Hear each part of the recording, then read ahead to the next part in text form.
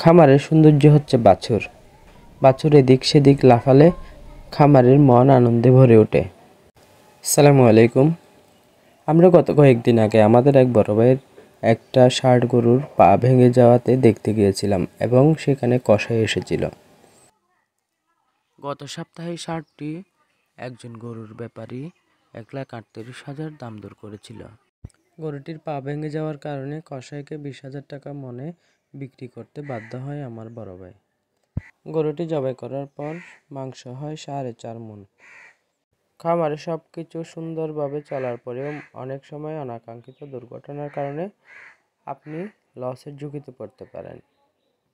তাই সবসময় আপনাকে খামারে টিকে থাকতে হলে ওইসব পরিস্থিতি মোকাবেলার জন্য মানসিকভাবে সবসময় প্রস্তুত থাকতে হবে। ধৈর্য এবং আপনার কঠোর পরিশ্রম আপনাকে একজন সফল খামারিতে রূপান্তরিত করবে, তাই সবসময় ধৈর্য ধরতে হবে।